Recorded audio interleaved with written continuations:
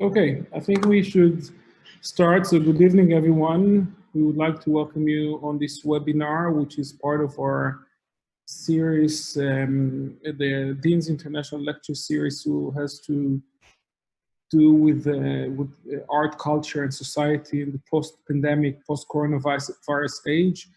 We all had to deal with the virus and the condition that it is created in the last few months. And this series raises up some questions related to the pandemic, specifically in relation to art, society, and culture, and how art has to relate to this pandemic. I'm very glad that we have in this third meeting of us, Professor Carl Martin of NYU. My colleague, Dr. Sharon Aronson Lehavi, will introduce her shortly. But before that, I would like to introduce Sharon herself.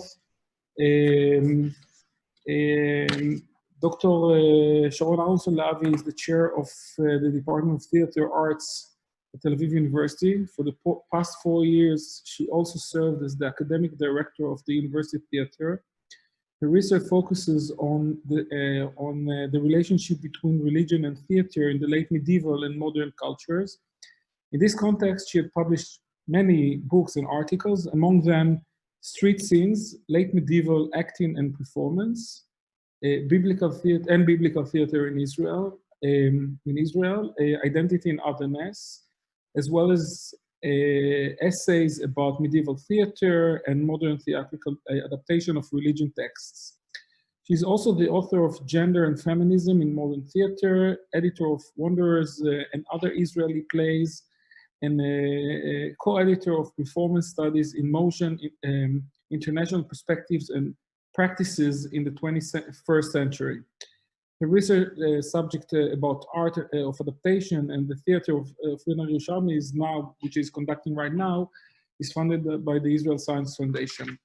I'm sure that in this talk this evening or morning or afternoon, depends wherever you are on the globe joining us now, we will hear a lot about the theater and drama and performance, which I think suffered the most as a life art, suffered, I think, the most among others,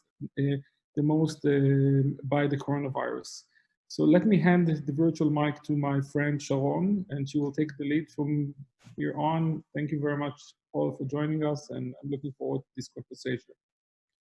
Thank you. I'll mute myself. Hi, and good evening to everybody. Thank you, Eran, and thank you, Carol, for joining us today. Thank you to the audience for being with us this evening. I am delighted to introduce Professor Carol Martin from New York University. Carol Martin is a professor of drama at NYU, where she also serves as the head of the honors program in drama and as an affiliated faculty at the Department of Performance Studies. And she is also an NYU Global Network professor and affiliated faculty at NYU Abu Dhabi. She is the author of numerous books, essays, edited collections, and special edited journal volumes. Her books include Theater of the Real. We'll hear a lot about this today. Palgrave Macmillan, 2013 and 2015. Dramaturgy of the Real on the World Stage, Palgrave Macmillan, 2010-2012. And Dance Marathons, Performing American Culture of the 1920s and 1930s. And she is co-editor of Global Foreigners, Siegel Books, Brecht Source Book, and co-editor of a source book of feminist theater, On and Beyond the Stage. And she is also the general editor of the In Performance book series, which is dedicated to contemporary world drama around the globe. Carol Martin's awards and fellowships include a Fulbright Senior Specialist Fellowship from 2008 to 2013, grants given by the Adam Mickiewicz Institute, the American Embassy in Warsaw, the Trust for Mutual Understanding Travel Grant to Budapest, as well as Trinity College Research Fellowship and NEH Fellowship, and many more. She has been a visiting professor at the University of Tokyo and has been invited as a keynote speaker around the world, including to Hong Kong, Tel Aviv, Oslo, the UK, and many other places. But really, for our discussion this evening, and we're delighted to have you with us, Carol Martin's research project, Theater of the Real, captures one of the major paradigms of theater and performance in our days, weaving together autobiographical, community-based, documentary, participatory, and testimonial practices. And as such, her work has had significant impact on the field. It's wonderful to know that the Theatre and Performance Department at the University of New South Wales in Sydney has dedicated the Sydney Scientia PhD scholarship to research of theatre of the real. And her book series In Performance, which is published by Seagull Books, Calcutta, and distributed by the University of Chicago Press, includes to date 18 books that have been published since 2007 and more that are forthcoming. These collections of contemporary drama in English translation give voice to contemporary plays and playwrights from around the world and manifest Carol Martin's commitment to global theater and performance studies. So before I ask you to share with us your ideas about theater of the real, a theatrical genre that engages with materials taken from reality, I will just say, as a brief introductory note in the context of this series of talks, that this is an important subject these days in which we are experiencing a transitional moment in culture. Clearly, as Eran also just said, theater and the performing arts are one of the most challenged disciplines these days, but not only in practice can we go to see a performance, but also in the ways theater artists are forced to react and will react to this unprecedented reality. The pandemic affects and challenges some of the defining and fundamental cornerstones of the art of theater as we are used to thinking of it, such as the unmediated liveness of the artistic event, coming together as opposed to social distance, presence, and perhaps above all, embodiment, proximity, and touch. But in addition to the disease and its effect on people's lives and cultural habits worldwide, we are also witnessing these days phenomena of social unrest, which relate to the pandemic in different ways. And perhaps it is the other way around, that social and political issues of the beginning of the 21st century are affected or reflected by and through the pandemic. What we are experiencing now and the ways our knowledge about the world is shaped and constructed creates an evolving new kind of real and reality, so to speak, that the theater with its critically aesthetic mechanisms will have to address. So it is from this perspective that I would like to first ask you to tell us what theater of the real is and how you started working on this concept. So Carol, please. Well, thank you for that lovely introduction, and thank you for inviting me. I'm very happy to be here, which is actually in my own study, but be that as it may, here with all of you in this virtual space. So I want to begin by telling a story which I think characterizes and dramatizes my interest in theater of the real.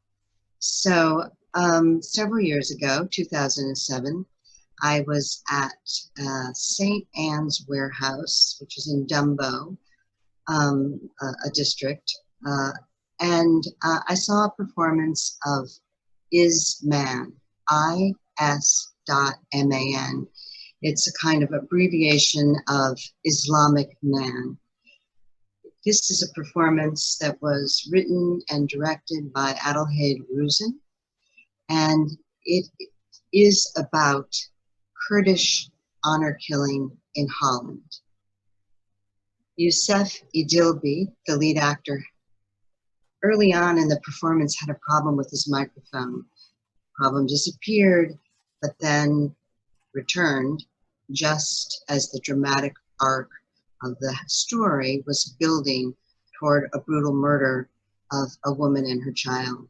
So Idilbi, the actor, who carried most of the weight of the performance, was playing a son searching to find out what happened to his mother and sister. His headset stops working. St. Anne's Warehouse is a long, narrow, cavernous space. He takes off his headphone and continues without amplification. He hasn't rehearsed it that way. It's not working. It's clear that it's not working. After less than a minute, he threw up his hands, walked upstage, tossed aside a piece of drapery that was part of the set, picked up a plastic water bottle, and left the stage. The audience heard the theater door, the door to the theater, slam shut. For several moments, we kind of sat there, the audience sat there in undecided silence, not knowing whether what we had just witnessed was part of the performance or a kind of rude interruption of real life into the play, into a play about a real event. So following, there was a hushed commotion in the tech booth. Someone rushed to the audience to a silent amplifier in the wings, and another person rushed across the stage. Was this a staging of a murder interrupted by the failure of technical devices in order to make a point about theater's intervention or not in the real world? Or was this a kind of outbreak of the real exploding in the highly constructed realm of theater? The indeterminacy was fascinating. For my part, I was in a state of kind of performance theory ecstasy, a state interrupted when one of my freshman honor students who had accompanied me to the theater turned to ask me, "Is this for real?" And that was precisely the question. After a pause, I had to look at him, and at risk of losing face for the rest of the semester, I whispered definitively, "I don't know." So we heard shouting from the lobby. A woman a few rows in front of my students and me stood up and yelled, "The playwright will not permit the actor to return to the stage." How would she know when she's been sitting in the theater with us the whole time? I thought she must be a plant. It seemed anything might happen from here on out. I was quietly hoping for a theater riot of spectators whose real anger could only be quelled by the return of the theatrical in a certain way. The house lights went up. It seemed that it was real. We had lost the actor. The stage manager announced, "Ladies and gentlemen, we just need to make a few adjustments. Please stay with us. We really want to tell you this story." At that point, I was totally confused. She said nothing about what happened to the actor. Then she said, "The playwright is preparing to take the stage."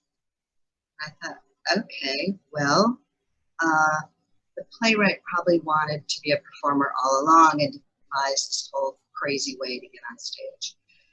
So when the stage manager came back and said the play would now continue, to my thrill and horror, an audience member stood up and yelled, "We want to know what happened." It was so thrilling. The stage manager said, "We don't really know what happened to the performer. He said his stomach hurt, that's all I know." So I thought, okay, it's real. He wasn't feeling well, he left. But then the playwright and director, Rusin, appeared in the wings with script in hand, walked down stage and said, "We have to tell the truth here. The same thing happened last night with the sound system, and it was opening night. Today, the performance was being filmed. The performer just got fed up. So it was staged, I thought, but neither I nor anyone else knew for sure." So it's this hyper-stimulated overlap and interplay between theater and reality that fascinates me. The double consciousness that theater provokes of the story on stage being intimately related to stories off stage, and that the actors in front of us are real people with actual autobiographies, and yet they are embodying other people with, in the case of theater, the real, actual autobiographies. So is man tells a story reconstructed from interviews with men in prison for honor killings in Holland. Ruzin wanted to understand what motivated this crime among the immigrant population. During the telling, another real event erupted that threatened the actual story being told. Spectators became impassioned and wanted to know the story, not of the play, but the story of the actor leaving the theater. It's equally important and at the moment more urgent than the actual play. So at the same time, they wanted the performance to continue. So theater of the real uses this double consciousness to great effect. It's part of public discourse about what really happened. Theater of the real is not beholden to any particular style, although realism has a strong presence. Many times realistic acting and staging coexist alongside and in combination with other approaches to representation. No form of representation is more authentic, more real, more true than any other. So they're all constructions. So it's important to know that. Creators of theater of the real reinterpret history, represent it according to their own fascination, imagination, and individual convictions about whether or not a definitive truth can be known. So the result is not necessarily, we have to be aware, the truth, but a truth that can conflict with other versions, other narratives. And at the same time, presented with evidence, an audience can remain convinced of their own views without understanding the views of anyone else. And that's certainly, we've been experiencing a lot of that, the kind of collapse of public discourse. So reality, of course, can be multifaceted, but people may only believe one version of events. But even when an author writes many different views into her play or performance, she's controlling the selection and portrayal of all the views she represents. So, but she can't control the representation, even though, of course, like any other work of art, the whole thing is working toward, the whole performance, the whole dramatic text is working toward articulating an idea. So just a little bit about media. Theater of the real uses media in many different ways. Originally, media was used on stages as a gauge of truth, a kind of demonstration. So a gauge of truth in the sense that, okay, look, we can show you a photograph, we can show you a film clip. These are indications that this thing really happened this way. As a demonstration of people's lives, permeated by simulation, using media as an account of disinformation. There's a lot of that out there today, and misrepresentation. So by media, I think I include, social media and the way it's transformed everyday life. That is life as lived live by capturing it in the frame of media. We can see that our sense of liveness has shifted.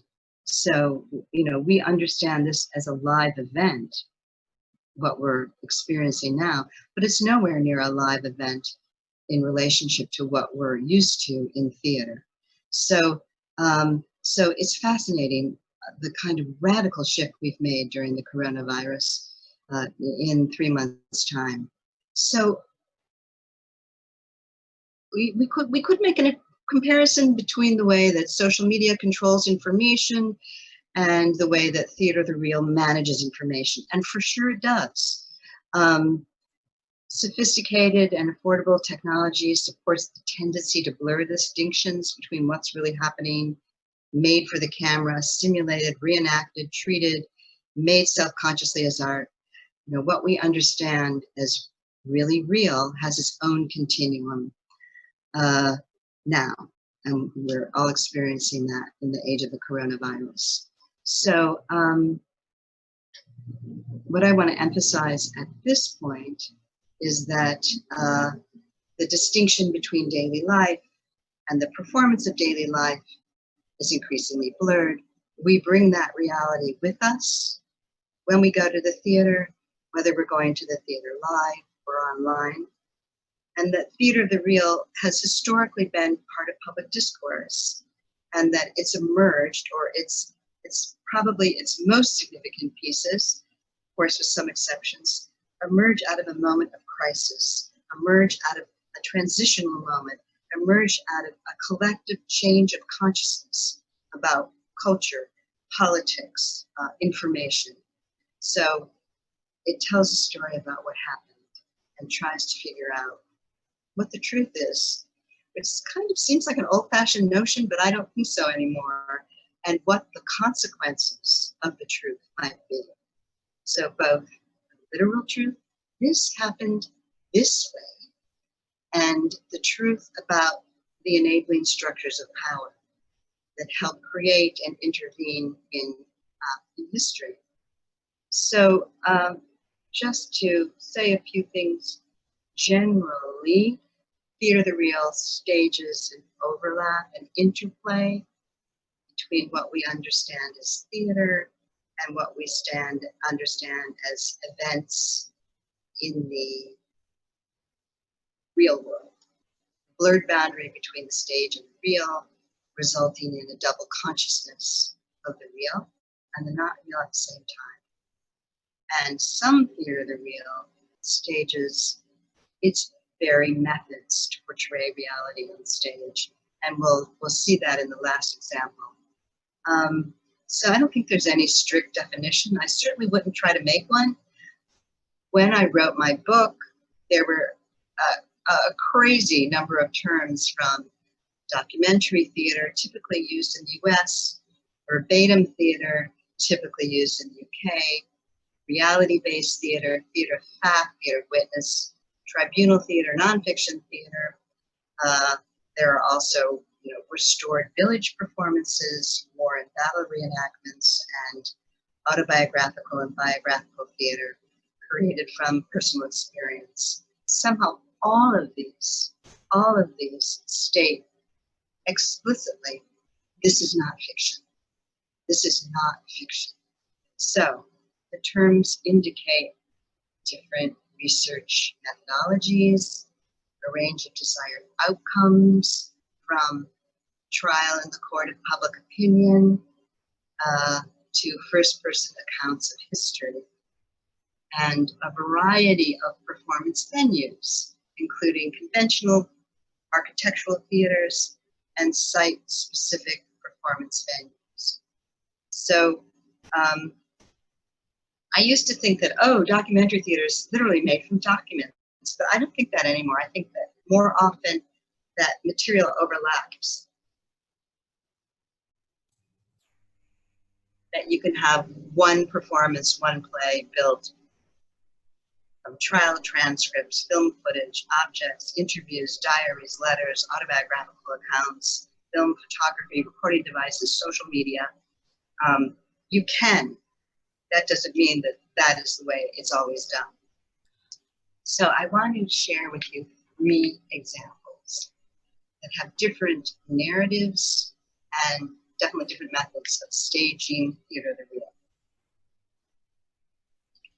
So 3 examples. The Investigation by Peter Weiss, which I always think, of course, everyone knows that play, but actually they don't.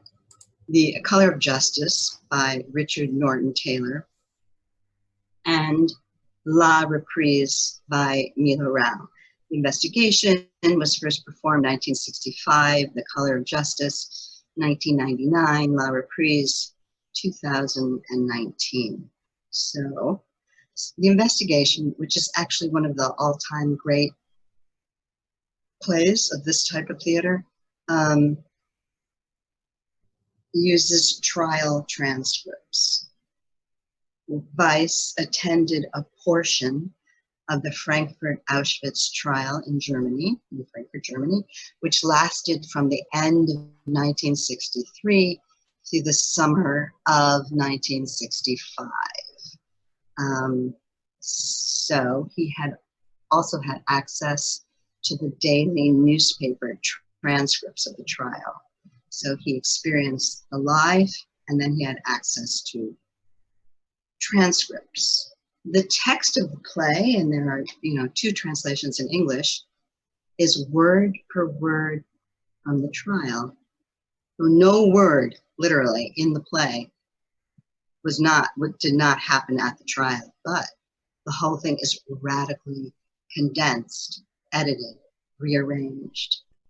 Weiss structured the play into what he calls cantos, 11 cantos, each divided into 3 parts. The witnesses are composite characters without names. It's extremely controversial at the time, and identified only by numbers. The 18 accused are identified both by numbers and by their names. There are graphic accounts of medical experiments, casual killing, starvation, struggle for survival, the camp administration, falsifying death records. You really get the sense of the alternate universe of the world of the camp. In the center of the play, exact center, there are 2 stories. One about Lily Toffler, who was killed because she would not reveal the recipient of a letter she sent. And the importance of that letter is that she was iterating a personal view, a desire for meaningful contact to another person in the camp. She would not reveal the recipient. And then there's the story about SS Corporal Stark, also young, who committed wanton murders. They're both trapped in the alternate universe of human making. And I think that Weiss really underscores that. And it's true that if you've been to Yad Vashem in Jerusalem, that Lily Toffler has a plaque there. So Weiss's note for the play, and now we're talking about how he wanted to represent the trial. So his note is important to understanding the many different approaches to performing theater of the real. He says, don't construct a courtroom. So this was not to be a reenactment. This was not to be a retrial in the theater. And this was not meant to be realistic. Only a condensation of evidence should be on stage. So just like the play, which actually runs 4 hours of performance, is a condensation, the performance should approach their texts as condensations, and it should be nothing but the facts. So when my students read that, they say, oh, it's just a cold delivery. That's not the right understanding. I think what Weiss was after was that he didn't want excessive, emoting, that just hearing what is spoken is, emotionally devastating enough. One doesn't need to augment that. So, and then he says personal experience, and the whole play is the whole trial was composed of personal experience, and confrontations should be steeped in anonymity. So in other words, the representation should not use theatrical realism in its performance style or physical representation of the trials. So he didn't want to replicate the universe of the camps on stage. Nobody thinks it could have been done or should be done. Who would want to do it anyway? And we'll get more to the subject of the representation of violence. Rather, he wanted, so what was he after? Weiss was after the war criminals who were living prosperous lives and the industrialists being exposed as a system that was continuing to the time of the trial, and that together they exploited slave labor for the profits of companies like Bayer, IG Farben, Krupp, Siemens. So he was after the whole deep structure of what enabled the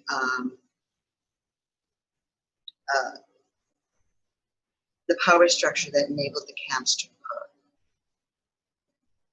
He didn't want to replicate the camps on stage, no emoting. Even though it's a trial play, at the end of the play, he doesn't include any conviction of the Nazi perpetrators. So there's no conclusion. There's just an end. The play begins with the arrival of camp prisoners. Testimony is just horrific and ongoing. The killing technology becomes more sophisticated. The ideology of the accused gets slowly revealed.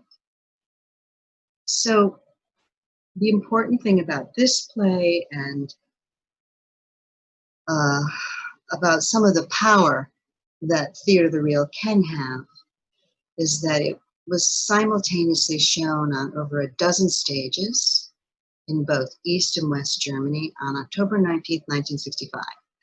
The goal of the many simultaneous productions was to try to prevent the West German statute of limitations on war crimes from expiring. The play was part of public discourse, impassioned knowledge, radically condensed, and the play, along with many other things and many other enormous efforts, helped accomplish that goal. The statute of limitations did not expire that year. So, and that enabled the prosecution of many Nazi perpetrators. So that's example number one. So I've never seen a production of that play, and I doubt that I could actually tolerate one unless it was by some super brilliant director, because I have it so staged in my mind from reading it so many times that I think I've seen a production, although I know I haven't. But I have read, reviews that characterize the staging as somewhat surrealistic. That doesn't make me entirely happy, but it's a possibility. So the next example is The Color of Justice by Richard Norton Taylor. And Norton Taylor was also a journalist, I think, for The Guardian. And The Color of Justice, 1999, uses inquiry transcripts. So it's a British play in the UK, and inquiry is an official, extra legal government investigation without the power of conviction. So The Color of Justice is about the failure of several trials to convict anyone of the murder of an 18-year-old Stephen Lawrence, a young Black man who did well in school, never got into any trouble, and wanted to be an architect.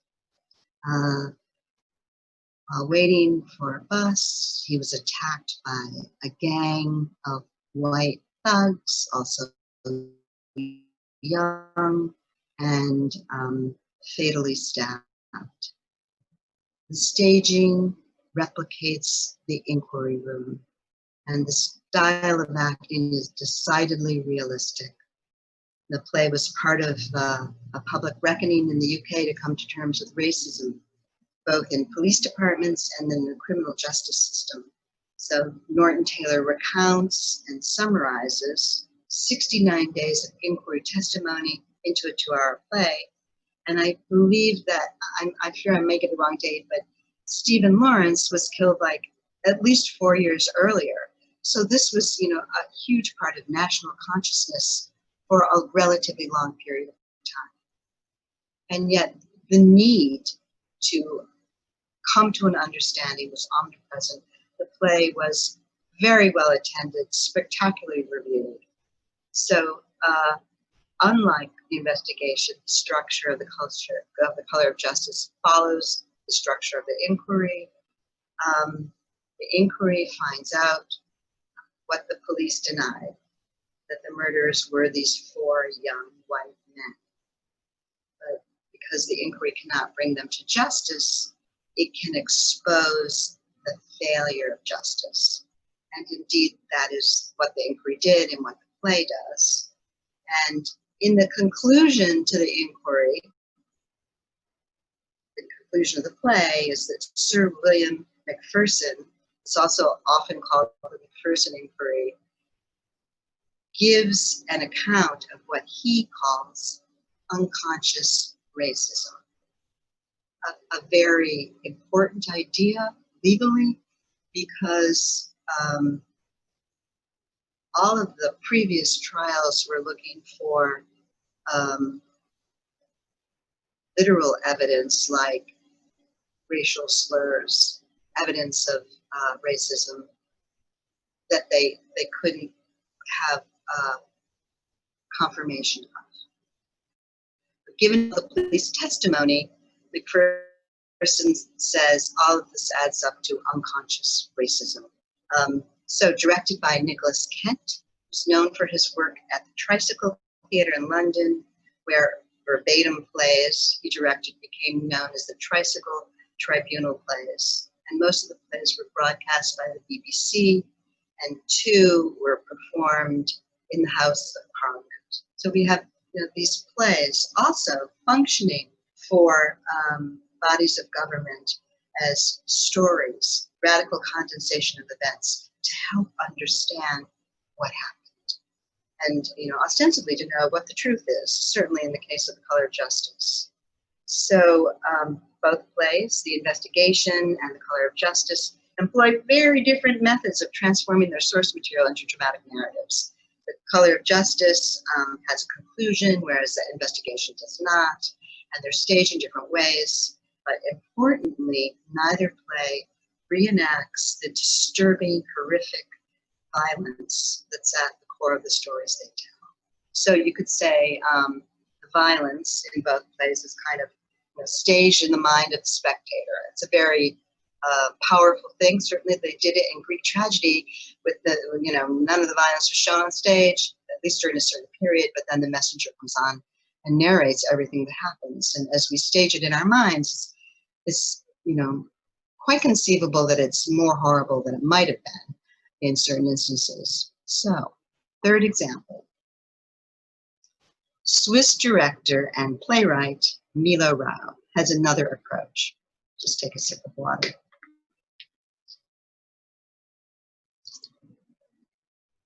So Rau is one of the most sought-after directors in Europe. He's also a public intellectual and an essayist who pursued German and Roman studies and sociology in Paris, Zurich, and Berlin. And he also studied under Pierre Bourdieu, among others. He's created a number of works, including The Last Hour of Elena and Nicolae Ceausescu,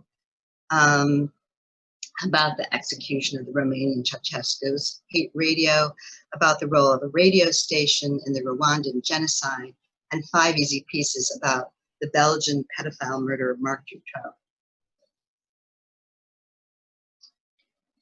Dutroux. And I should mention that the last one, 5 easy pieces, was performed by children. So, unlike the other 2 plays, in La Reprise, Rau shows the violence on stage outright. But he prepares the audience with carefully staged scenes that show how theatrical representation works. So in play premieres 2019, and it tells the story of Isane Yarfi, who was murdered in April 2012. He was found on the edge of a forest in Liège, Belgium. And Liège, Belgium is Walloon, the French part, and then the Flemish part. And the French part suffered great economic decline. So with 6 performers speaking directly to the audience or to a live feed camera. La Reprise, as the title indicates, retells the story of Yarfi's murder. He's a young, gay man. For reasons unknown, he got into a car with a group of Muslim men, I should say, with a group of drunk, unemployed young men who took him to the outskirts of Liège, beat him until he was unconscious, and left him to die. So using both professional and non-professional actors, which Rouse says in his manifesto, he's never making another play without non-professional actors. Using both, he tells the story of the crime of Yarfi's murder, exposes the conventions of theater, and stages an inquiry into the theatrical storytelling, especially tragedy. So, certainly we think about it, there's the story of Issana Yarfi's murder, but then also there's the story of how theater does what it does. And both are told simultaneously. What happens on stage now is in the present. What happened to Yarfi then, obviously, is in the past. And both exist simultaneously. So in the prologue, Johan Lesan, one of the 3 professional actors in La Reprise, walks on stage stating that he just performed the most difficult moment in acting, entering the stage. Then, as mist fills the space, Johan faces stage right and delivers the speech of Hamlet's father's ghost. I think, yeah, there he is, Hamlet's father's ghost. That's theater, he says when he's finished. A dead person speaking, a ghost. What follows is the actors reenacting their audition interviews. So here we are in the realm of looking at how a theatrical production is made, what the considerations are, what the construction is, what the construction comes from. Susie, not a professional actor, she's the mother of 2 boys, she says, it's an audition interview. She's a divorcee, she's a sympathetic woman who is retired, but walks dogs for extra income and takes in a Libyan refugee. Johan asks her if she would appear naked on stage. She comments that it's past her time for that because she's 67. So these autobiographical details that Susie conveys deepen our feelings for the character she plays, Yarfi's mother. And coincidentally, she's from the same place as Yarfi's killers. So there's an accumulation perhaps of coincidence, and I think Rao was thinking about what's the relationship of tragedy to coincidence, and a coming together of the autobiography of the performer, the non-professional actor in this case, and the character she's going to play. So the difference, we all know what professional actors look like on stage. It's glorious.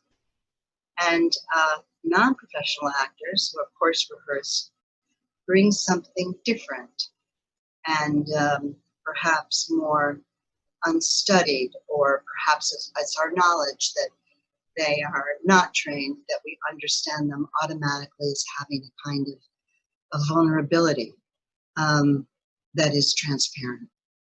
We'd have to think about this production per production.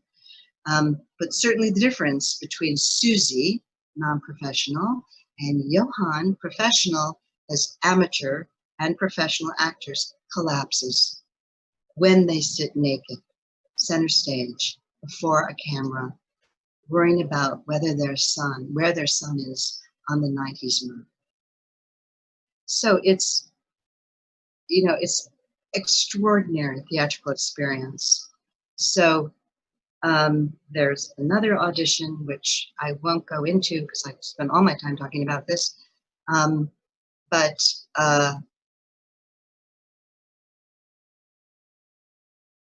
cut to the murder scene.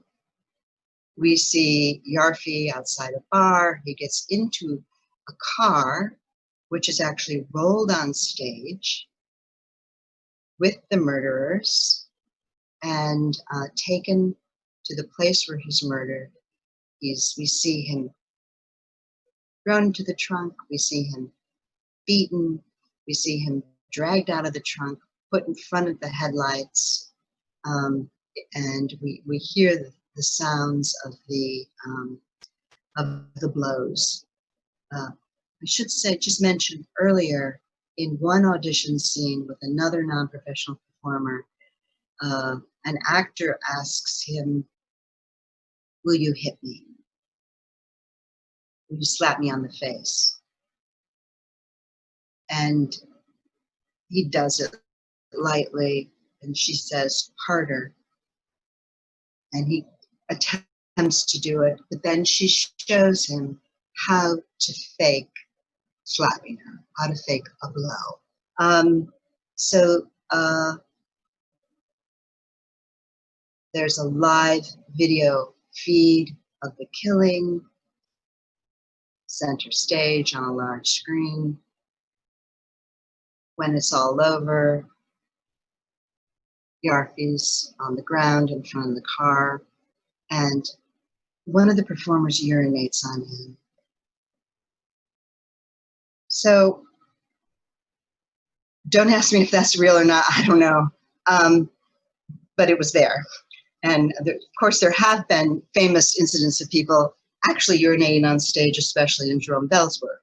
But Rao shows how the characters, just like the actors, stepped into their roles with their own given circumstances. So remember that here the characters are real people. In theater, given circumstances are the environmental and situational conditions that influence a character's actions. For the murderers, the given circumstance was living in an economically depressed town with nothing to do except get drunk, look for girls, and hate immigrants.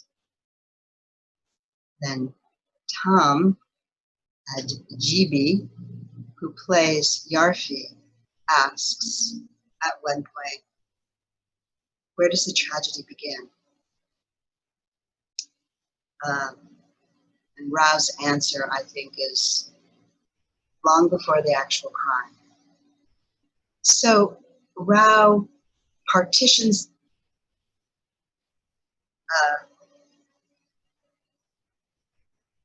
partitioning of the action challenges linear conventions. There are discrete stage areas that are, there's a table stage right, stage left, there's the upstage center screen, there's sometimes the screen is live feed and sometimes it's pre-recorded film.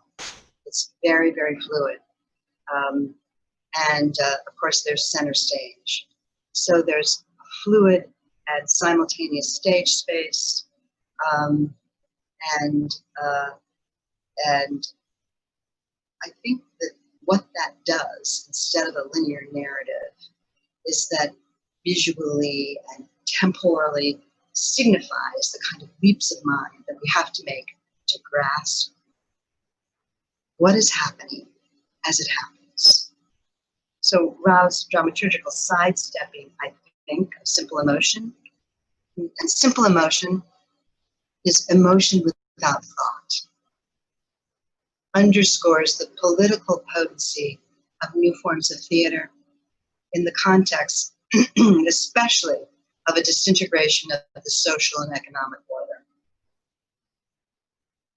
So, in Rao's work and in other work as well, the implicit assertion is that visual, oral, and kinetic knowledge in ritualized public performances can transform political realities. So the question is, why perform this story so long after it happened in 2012?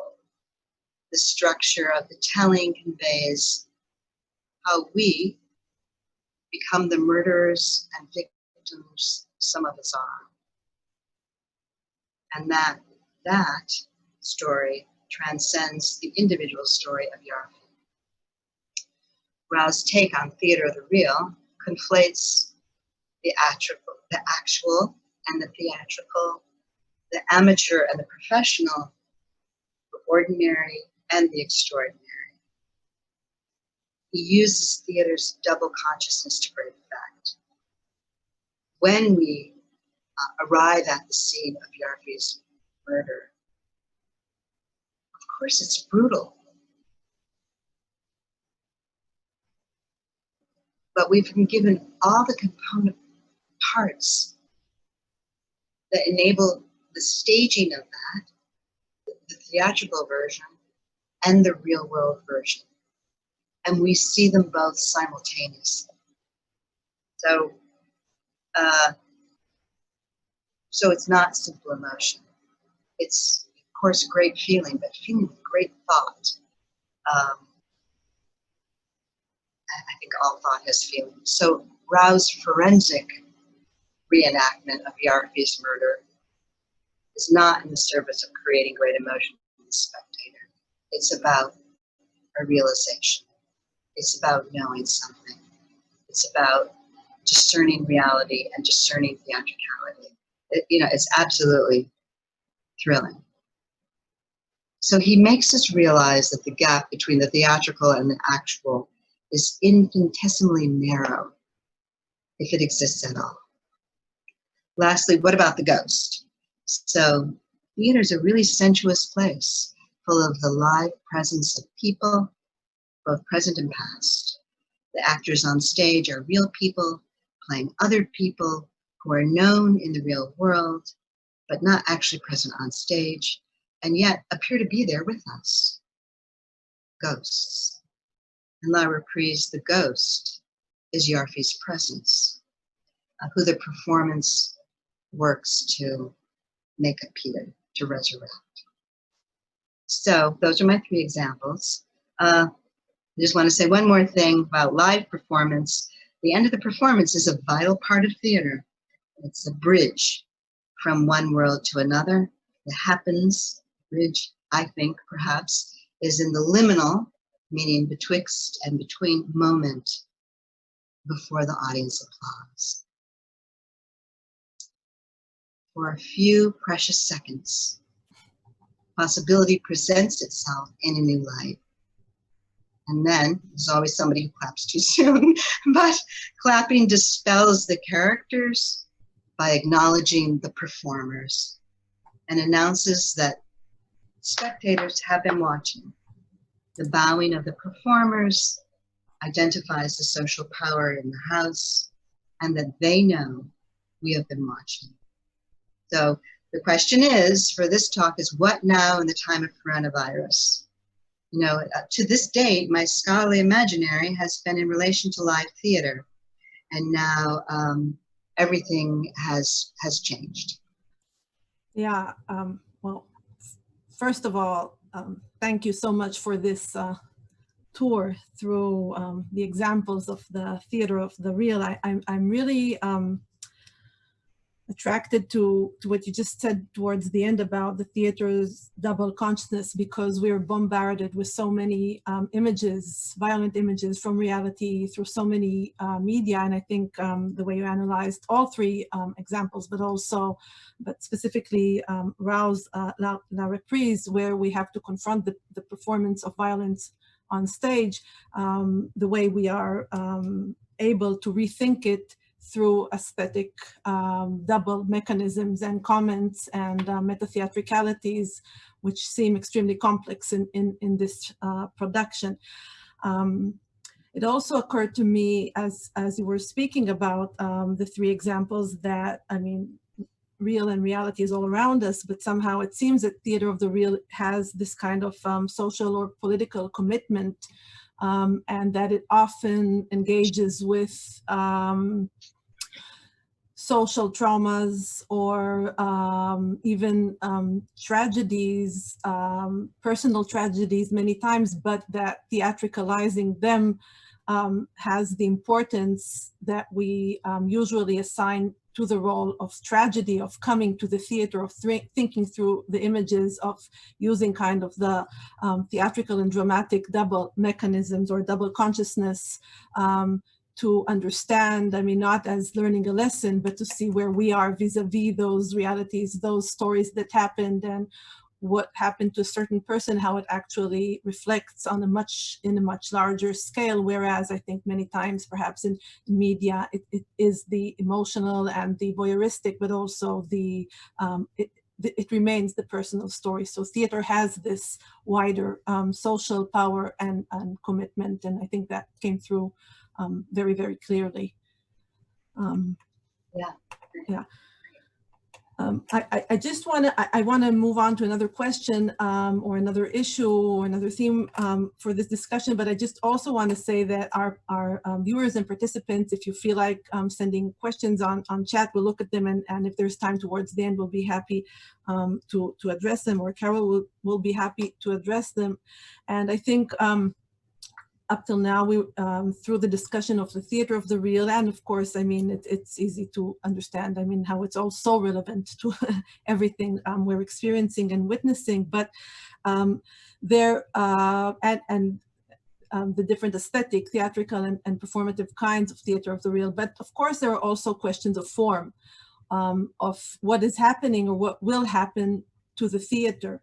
And one of the questions I've been thinking about a lot these days is how and when, at what moments in history have theater conventions evolved or changed? What happens to theater at moments of crisis and transformation? And I'm reminded of, you know, the expressionists, Lothar Schreier in his book on expressionist theater, following World War I, he quotes Herwart Walden's idea of the Weltwende, the turning point in history that for him turns into the Kunstwende, the turning point in art. And I have to say, I noticed now that in different places that theaters are slowly reopening. They're placing dolls or teddy bears on the chairs to make sure spectators keep social distance between themselves. But you know, sitting together in a darkened hall hasn't always been what theater is all about. Theater in some of the most significant eras throughout theater's history took place outside in open spaces. I'm also thinking, I'm also thinking about, you know, questions of identity and performance of the self that have been so central to the discipline over the past decades. And it seems to me, I'm not using it only as a metaphor, but also as a practice, but that the use of masks now gives us an opportunity to rethink theater conventions, but also the question of identity more deeply, that these are all inherently and deeply theatrical and performative questions of who is the person who's enacted, who performs, how does one perform oneself, how is one's identity constructed, but also obviously the relations between theater, technology, and media, which have surely been studied, developed, and explored over the past decades, but like many other cultural trends now gain a clear urgency. I guess that whether we like it or not, the virtual is here to stay and will probably become part of theater art conventions in the post-corona virus era. So I'm asking, what can you tell us about the ways, you know, theater artists are reacting to the pandemic? What do you think it means for the art of theater in the future? What kinds of creativity should we expect? Yeah, I mean, I think there is a feeling of fear of loss of something, and also for some great excitement, kind of incredible proliferation of creativity, in an emergency. And the emergency is to continue to create theater I've been on sabbatical, so I visited a colleague's class, and one of the students said, "I feel like I'm preparing for a profession that's no longer going to exist." And I thought, oh, that's totally wrong. I mean, live theater is just one iteration of what performers do. I mean, there's everything online, and including, you know, film and video and all the stuff we're used to. But there's going to be a transformation. So even if live theater returns and we're all happily sitting there together, the fact that we have gone through this together globally, and now together used to be a tiny thing, and now it's a massive thing. And that's kind of extraordinary. So that we've had this global together experience is going to inform everything going forward. And yes, also pretty much a global experience of significant unrest. So there have been multiple changes of consciousness that are still ongoing. It's very exhausting, it's very exciting, it's very stimulating. So, so, you know, now we have, you know, we used to think about watching performance on film as, oh yeah, I couldn't see it live, so now I'm going to see it on film, you know. and now I mean, my attitude has totally changed. Like, oh yes, I'm going to sit down and watch this. So, you know, streaming live performances, recorded performances, live discussions about those performances, you know, conferences, talks like this one are very important, and they really help unite people all over. So we can engage with artists and scholars from all over the world and safe to their homes. You know, there have been, you know, incredible experiments like, you know, immersive scenography, technological dramaturgy, theater made and shown from home, podcast plays. I don't know about Israel, but podcasts are a huge thing in the United States, and they have all the components of storytelling and dramatization and music and pauses, dramatized audio tours of spaces and places. These are all things that have emerged and, you know, built on the backs of kind of what we already knew but didn't pay attention to before the coronavirus. So I think, you know, hybrid forms like documentary, autobiography, live online, personal archives as public performance, and the blending of mediums can all be a plasma for the theater going forward. There's, you know, one thing, I mean, there's so many things, but Lola Arias has done some extraordinary work in a curated series titled My Documents, Share Your Screen.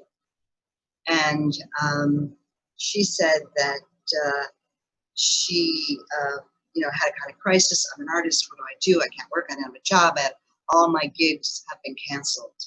So, and feeling that she needed to be in the creative space. So she went to a theater in Germany, where she lives, in Berlin, and asked if they would put her series, which just used to be My Documents, if they would put it online. So now it's My Documents, Share Your Screen. And so several theaters in Germany collaborated. So creative collaboration on the part of producers should become really important, and cost sharing, technology sharing. But also one of the things that Arias was able to figure out is from asking the question, how can we create something that is not just streaming?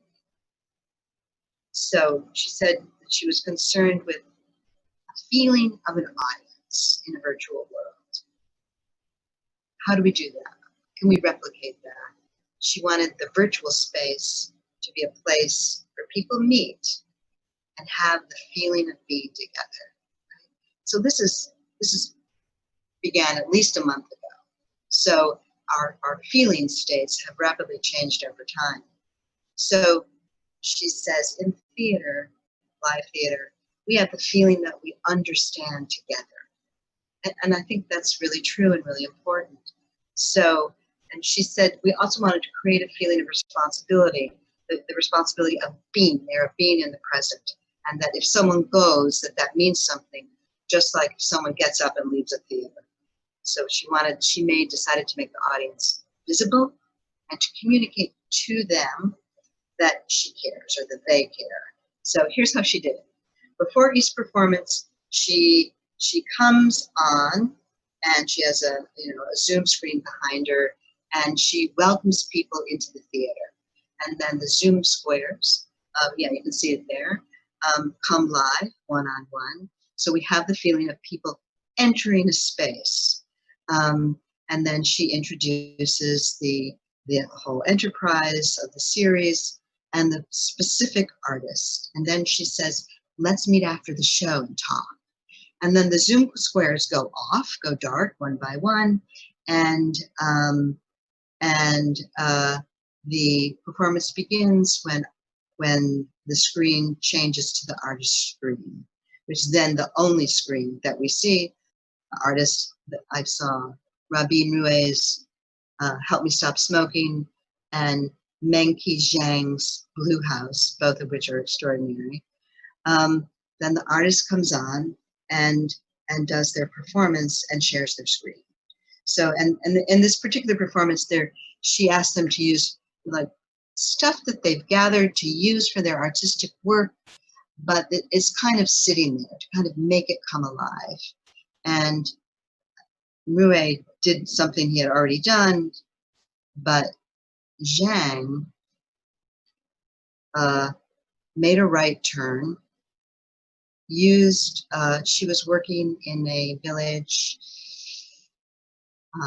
outside of Wuhan, like way outside of Wuhan, central China, on the memory project about interviewing very old people about the Great Famine, which occurred in China 1959 to 1961, and 22 to 40 million people starved to death.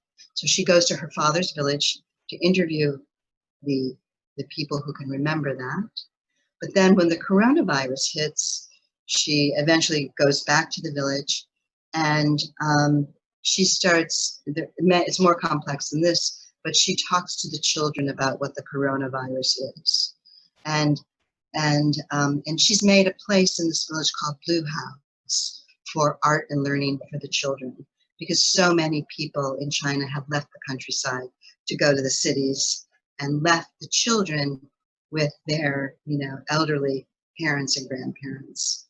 So she gets these two generations, the very old, the very young, and at the end, she imagines that one of the children will come back to the village to interview people there about what happened during the coronavirus. So it's a beautiful, gorgeous piece. And then everybody comes back into the space, and then we're kind of all there in the virtual space together. So that's just, it was extraordinary. And I think Frank Henschker, which Sharon, I think you watched Frank, he's done these every day super energy artist talks with artists literally all over the world, including 3 artists from Israel, I'll say that, and Africa, and he'll do China. He's done China, he'll do more. So, and that has created also a collective sense of togetherness and knowledge about how artists are dealing with the coronavirus. So this is, it's like we've gone from our local isolation to a global gathering in ways that we're in the midst of. We're just beginning to understand it. But it's so, like at Henschker's talk, Milo Rao, for example, had 5,000 viewer listeners. So the reach space of audience is huge. So those are, there's a lot of stuff. I think the Free Theater of Belarus is doing something with Zoom, which you can sign on to.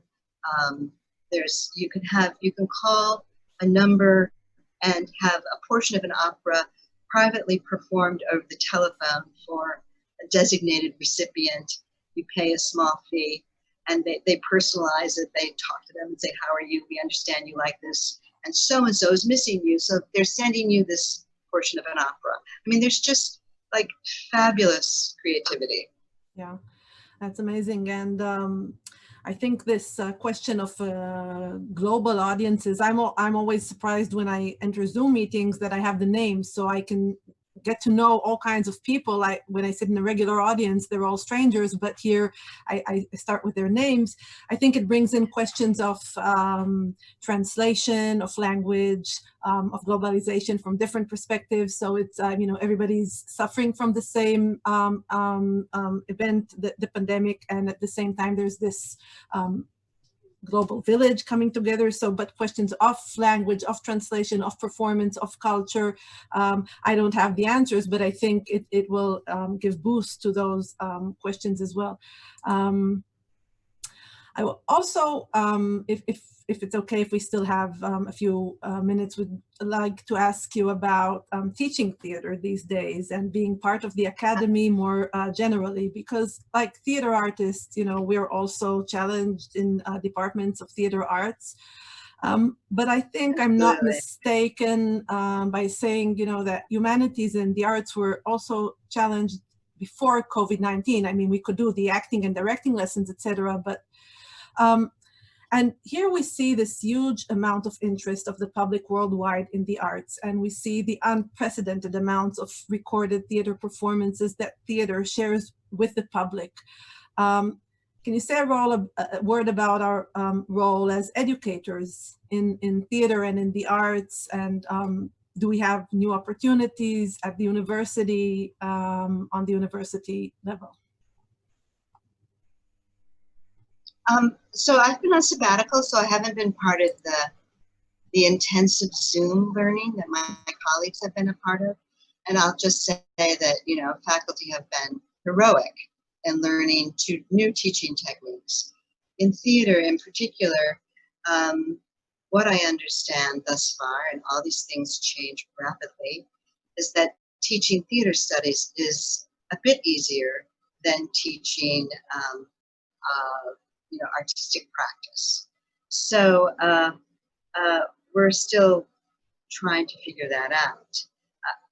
There have been, at least at NYU, endless teaching sessions on how to teach on Zoom, what to do, what not to do, what to demand, what not to demand. And it's all great. It's all techniques. It's good technique. And yet, never ask a student to turn on their screen. I'm a touch concerned in that I think that we should take a lesson from artists. In other words, people have to commit to being there. You can use a Zoom background. You don't have to show your personal space. That's an option. I think there needs to be an appeal to make a space, at least, for theater studies. I don't think that it should be an occasion for students just to have their name there and have it count as being present. And I think there needs to be a real sense of the common good in terms of a learning environment, and that we all are struggling to create it as best we can. So with theater practice, I don't know. It's very challenging. I know that my colleague at NYU Abu Dhabi, Joanna Settle, I said, well, what are you doing? What are you doing to teach directing? And she said that she's using Zoom as the given circumstance. So, that's a kind of creative innovation. And I know in my department there is experimentation with the production of The Clouds as being an online production. I think I sent you that link, which you can definitely share. But how does one teach acting? I don't know. I know that someone for sure can figure it out. I do feel strongly that it's this weird moment. It's summer, everybody's going out, and yet the coronavirus is skyrocketing. There are calls to return to campus, and Yale School of Drama said they're not doing a production season. Places are figuring out whether or not students are even going to be allowed back on campus. I do feel that it's our obligation to make sure that students and faculty are safe and alive first, even though that may mean giving up the project for now or transferring the project to online. We're in this moment. It's not going to go back to what it was, I don't think, because returning to the live is going to have all the stuff. We've become globally together. We've suffered new forms of consciousness. We've suffered a different kind of generational shift. In other words, my nieces and nephews and daughters say to me, text me when you get home, which is such an amazing change. So we've experienced all these things, and they're going to be brought with us going forward. We have to face the travel of the direction of travel. And we have to continue to be incredibly creative. Yeah. I guess towards conclusion of the conversation, I have to say that to me it seems that there is a huge need, maybe it also goes back to questions of theater of the real, etc., but to hear from playwrights and to develop new kinds of writing, reading, and dramaturgies. And I was thinking that maybe you can just say a few words on how you initiated the In Performance series, and what kinds of questions, themes, issues are playwrights around the world dealing with as the series reflects. How do local, forms of theater and drama translate and transcend globally? And for me, I have to say, I believe and I do hope that there was a huge shift in the field towards the analysis and the discussion of the live performance, and I think often at the expense of studying drama and writing and reading. And I'm hoping that this is something that we are able to kind of reintroduce perhaps in new ways. Yeah. So with the series In Performance, I was thinking about anthologies of plays from specific parts of the world, accompanied by a scholarly introduction, which really gives the context for the playwright, for the manner of theatricality, or the political moments, ideas represented in the plays. Because, it's easy to pick up a play from, let's say, Turkey and think, well, I have no idea what this is about. But once you have a real introduction, then you have an entry into the play and a means to begin to think about staging it. So with the series as a whole, so I have let's see, yes, this is this collection, Oriza Hirata, Citizens of Tokyo, edited by M. Cody Poulton. Hirata is, the foremost Japanese playwright of a certain generation. That the Japanese language in Hirata's plays is not at all like our spoken language. And that's part of what he was trying to capture. Japanese identity, feeling states in Japanese language. So we can't experience that unless, of course, we speak Japanese. But what we can experience is Hirata's articulation of ideas in his plays, translated by a very good translator. So the notion is not universal. And I think this is an important change. We used to think about, oh yeah, it has to be universal to be appreciated. No, I don't think so. I think we look to the arts now, not to universally connect, like, oh yeah, I feel that way too, but to really understand different languages, different cultures, different circumstances, different political moments, different articulations of those ideas in the arts. The idea of the anthology is to enter another artistic way of thinking.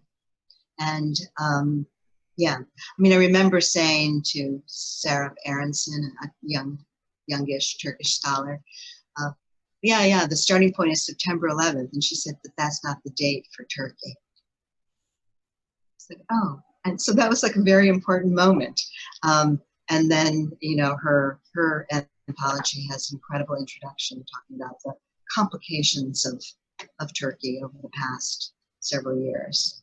So, so we're in this moment of a global us, but within that us is the articulation of these discrete forms of art, forms of literature, forms of performance. Yeah. Yeah, I assume there will be an anthology of plays and performance pieces about the pandemic. That will probably. Absolutely. And should that be from one place or from all over the world? Well, right? Everybody's suffering from it, so maybe that will be, yeah. That's a good question. You know, also in regard to what you said, you know, one thing that in one of the talks that Woody King Jr. said to Frank Henschker in the Siegel talks is that he said young artists must read. You have to know which direction you want to go, and books will lead you there. You can't wing it anymore. And I think that for a theater education in an academic environment to be really successful, that the students have to partake of the entire university, of the entire college. They need to come out highly educated, not only in their craft, of course in their craft, not only in the history and theory and literature of their field, but definitely that, but also in all things that inform both those things. So I think we need to really be mindful of that all the time. And that graduating and becoming an actor is one outcome. And there are many others, right? Yeah, absolutely. Eran has joined us again. And so perhaps towards the end of this wonderful conversation and really touching upon all the questions and issues we're all constantly thinking about. Eran, would you like to say something? Yes, actually, I want to thank you for this hour and a half of conversation. I listened very carefully, and I think what's interesting for me that the performance of the real in such an intensive reality, which, you know, in many ways challenges our physicality and spatiality, you know, it goes beyond the, you know, the theater as an institution. It applies for anything that we are practicing also in daily life, and therefore I think we can. I think it's not only a question of the theater and drama. I'm an architect, so, you know, immediately I'm thinking about in spatial terms. But I think we can learn from theater and from drama and the ways in which your discipline and your practices are dealing with this pandemic and the new conditions, which definitely require redefining the ways in which we are practicing them. So in so many ways, I think, you know, it blurs, everything is blurred in that respect on the one hand, but then on the other hand, we should reinvent what we are doing and how we are communicating. So, and theater is an amazing case study and a place to examine all these conditions, new conditions. So thank you very much. I mean, it was fascinating for me. My pleasure, great pleasure. Yeah, I agree. It's a moment with a lot of potential and a lot of possibilities, and we can grasp those. I also want to join Eran in thanking you, Carol, very, very much for being with us today. And I think we'll say thank you and good evening to everyone, and we'll see you next week, right? And Thank you, and see you next week in our next meeting. Thank you so much. Good night. Thank you all. Wonderful. Thank you. Sharon, it's always a pleasure.